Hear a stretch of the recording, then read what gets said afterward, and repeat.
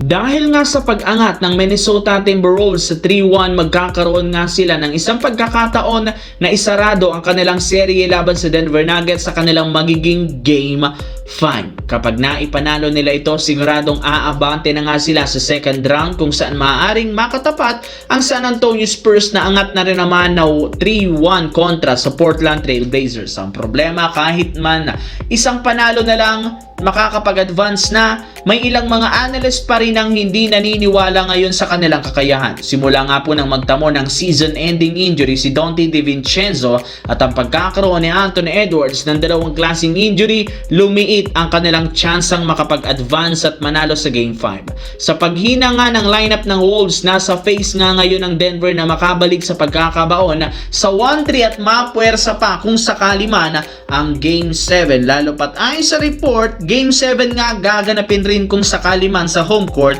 ng Denver Nuggets. Samantala, sa pagkapanalo nga ng Houston Rockets sa Game 4 laban sa Lakers, hindi pa nga magtatapos ang kanilang kampanya.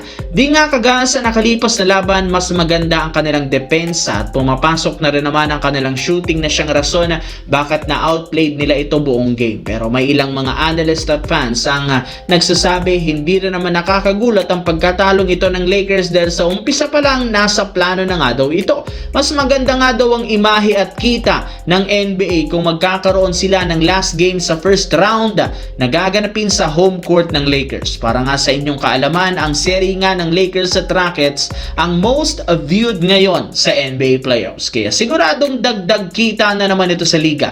Kaya pabor talaga sa NBA ang pagkakaroon ng Game 5 ng Los Angeles Lakers at Houston Rockets, at syempre ayon sa report, posibleng makabalik na nga sa Game 5 rin si Austin Reeves. Sa kabilang banda, inaasahan na nga sana na sa pagbabalik ni Joel Embiid sa lineup ng Philadelphia 76ers, makakabawi nga sila sa Game 4 laban sa Boston Celtics. Pero sa kasamaang palad na talo, natambakan nga sila 128-96. Hindi man lang sila pinaporma ng Celtics simula umpisa hanggang sa pagtatapos. Masyado nga silang na-outplayed ng Celtics sa pangunguna ni na Jason Tatum na nagtala ng 30 points at si Jaylen Brown na kumuha naman ng 20 points.